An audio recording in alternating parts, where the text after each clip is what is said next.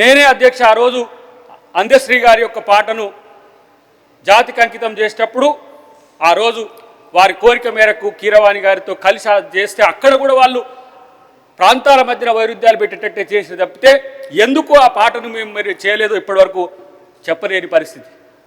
కేవలం తన యొక్క ఏమంటాము సామాజిక స్థితిని బట్టా ఏందా అనేది నాకు అర్థం కాలేదు. అంత మంచి పాట వేణోళ్ళ రాని ఎవరికి రాని పాటనైనా నేర్చుకొని ఆ రోజు పాడిన పరిస్థితి.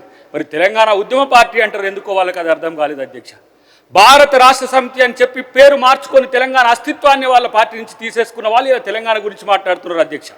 కృష్ణా గోదావరి జలాల మీద మాట్లాడుతున్నారు అధ్యక్ష. 10 సంవత్సరాల పాటు కృష్ణా నీటిని పూర్తి స్థాయిలో ఏ విధంగా నిర్లక్ష్యం చేసిండ్రో చరిత్ర చెప్తున్న వాస్తవం. ఇలా గోదావరి నీటి మీద కట్టిన కాళేశ్వరం ప్రాజెక్టు లక్షల కోట్ల రూపాయలు పెట్టిన ప్రాజెక్టు ఈరోజు చుక్క నీరు కూడా రాకుంటే కనీసం ప్రస్తావన కూడా దేని ప్రతిపక్ష నాయకుడు ఈరోజు మనకు ఉండడం దుర్మార్గం అధ్యక్ష. ఎందుకు ఈ పరిస్థితి వచ్చింది? ప్రతిపక్ష నాయకుడు లేకుండా అక్కడ ఏ విధంగా వాళ్ళు గొడవ చేస్తున్నారో చూస్తున్నాం అధ్యక్ష. రాజకీయం చేసుకోవచ్చు కానీ ఈరోజు ఒక పద్ధతి ప్రకారం అబద్ధాలను ప్రచారం చేస్తారు. కాళేశ్వరం అంటే ఎవరో కూల్చిందని చెప్పి ప్రచారం చేస్తారు. ఈరోజు 1,00,000 కోట్లే కనుక ఈ తెలంగాణ బడ్జెట్లో ఉండి ఉంటే ఎంతమంది పేదలకు ఇల్లు కట్టించేటోళ్ళం, ఎంతమంది విద్యార్థులకు ఉద్యోగాలు ఇచ్చేటోళ్ళం. నిరుద్యోగుల సమస్యను మళ్ళీ వాళ్ళే ఈరోజు తెర మీదకి తెస్తున్నారు అధ్యక్ష. 67,000 పైచిలకు ఉద్యోగాలు వాళ్ళు వేయలేక కనీసం 4 సార్లు వాటిని వాయిదా పడితే కూడా ఈ ప్రభుత్వం రేవంత్ రెడ్డి గారి పరీక్షలు నిర్వహించి ఉద్యోగాలు ఇస్తే ఉద్యోగాలు ఇవ్వలేదని చెప్తారు. వాళ్ళు మాట్లాడుతున్న తీరు చూస్తే సభలో కూడా మాట్లాడుకోలేని స్థితి. పక్క వాళ్ళకు పుట్టిన వాళ్ళను మా కొడుకులని చెప్తుందని చెప్పి వాళ్ళు మాట్లాడుతున్నారు అధ్యక్ష. ఆ నోటిఫికేషన్ వేసింది వాస్తవం కాదా, నింపింది కాంగ్రెస్ ప్రభుత్వం కాదా, లేకపోతే నిరుద్యోగులకు ఆ ఉద్యోగాలు ఇచ్చింది కాంగ్రెస్ ప్రభుత్వం కాదా అనే విషయాన్ని ఆలోచించాల్సిన అవసరం ఉంది అధ్యక్ష. కేవలం రాజకీయాలే. మనం ఫ్రీ బస్ ఇస్తే ఫ్రీ బస్సు వద్దు, ఆటో వాళ్ళని లేపుతారు అధ్యక్ష. ఇలా మూసీ ప్రక్షాళన హైదరాబాద్లో 1,20,00,000 మంది పైచిలకి ఈరోజు హైదరాబాద్లో ఉంటే నగరం నడి బొడ్డున కడుపులో క్యాన్సర్ లాగా మూసి ఉంటే 6 మీటింగ్లు పెట్టిన అధ్యక్ష. గతంలో 6 మీటింగ్ల మినిట్స్ కనుక చూస్తే వాళ్ళ మినిట్స్ యొక్క సారాంశమే ఈరోజు మనం తీసుకుంటున్నాం. మహాత్మా గాంధీ సరోవర్ అనే ప్రాజెక్టు కూడా ఈరోజు మేము ఎందుకు ఆలోచించామంటే గాంధీ గారి యొక్క ఏవైతే ఆ రోజు అవశేషాలు ఉన్నాయో వాటిని ఇక్కడ కూడా సంగమం దగ్గర ఈసా మూసీ నది సంగమం దగ్గర పెట్టినాం కాబట్టి ఒక సెంటిమెంట్గా గాంధీ సరోవర్ ప్రాజెక్టు కడతామంటే అది 5 కోట్లు చెప్పి అబద్ధాలు ప్రచారం చేస్తున్న పరిస్థితి.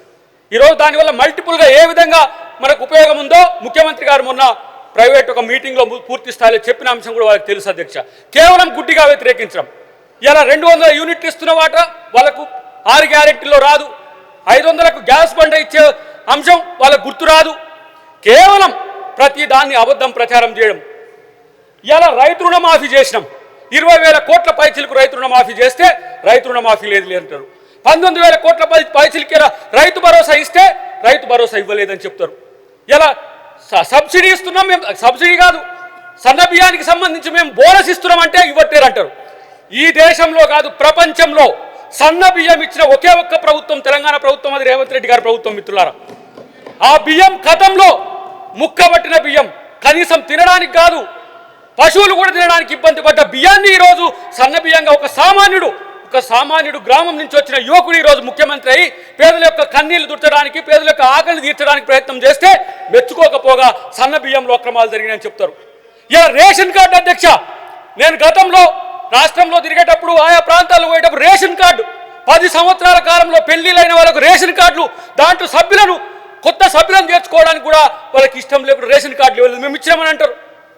ఎంతమంది లబ్ధి పొందుతారో ఒక్కసారి గ్రామాల్లో తెలిస్తే మీకు అర్థమైంది అధ్యక్ష. 4 లక్షల పైచిలకి కొత్త ఇండ్లు వచ్చి దాదాపు 3 లక్షల పైచిలకి ఇండ్లు ఈరోజు ఇలా నిర్మాణ స్థాయి ఉన్నాయి. ఇదే మా మంత్రి గారు 5,000 కోట్ల పైచిలకి ఈరోజు అలొకేషన్స్ కూడా చేసిండ్రు. ప్రతిరోజు నిజాన్ని అబద్ధం చేయడానికి 100 మార్ఫింగ్లు చేస్తున్నారు తప్పితే వాస్తవాన్ని అంగీకరించడానికి సిద్ధంగా లేరు. నేను అంటున్న రైతు సమాజమే, మీ సమాజం రైతు భరోసా ఇవ్వట్లేదని చెప్పి ఈరోజు ప్రచారం చేస్తున్నారు కదా, దానికి కారణం ఎవరు? 8 లక్షల కోట్ల అప్పు నా తెలంగాణ చేసుకోవడానికి ఏమి చేసిండ్రని మీరు 8 లక్షల కోట్ల అప్పు చేసిండ్రు. ఇలా దాదాపు నేను అనుకుంటున్నా 24 లక్షల కోట్ల పైచిలకు బడ్జెట్ని ఇక్కడ ప్రవేశపెట్టిండ్రు ఈ 2 సభల్లో. 24 లక్షల కోట్ల బడ్జెట్ ఒక తీరైతే ఈరోజు కార్పొరేషన్ల పేరు మీద ఇబ్బడి ముబ్బడిగా ఎఫ్ఆర్బిఎం పరిధిని దాటి కూడా ఈరోజు పూర్తి స్థాయిలో 8 లక్షల కోట్ల అప్పు చేసి 52,000 కోట్ల పైచిలకు ఇవాళ ఈఎంఐల రూపంలో, వడ్డీల రూపంలో ఇవాళ ప్రభుత్వం కట్టాల్సి వస్తున్నది. మళ్ళీ పక్కకు పోతారు, మీకు 2500 రూపాయలు ఎందుకు ఇస్తలేరని మహిళలు ఈరోజు రెచ్చగొట్టే ప్రయత్నం చేస్తారు. ఇస్తాం డెఫినెట్గా. 2500 కాదు, సందర్భం వస్తే తులం బంగారం అనే అంశం కూడా ప్రభుత్వం ఆలోచిస్తుంది. కానీ మీరు చేసిన ఆర్థిక విధ్వంసం ఏంటో ఒకసారి ఆత్మపరిశీలన చేసుకోవాలని గత ప్రభుత్వంలో ఉన్న మిత్రుడు పెద్దలు నేను అడుగుతున్నా.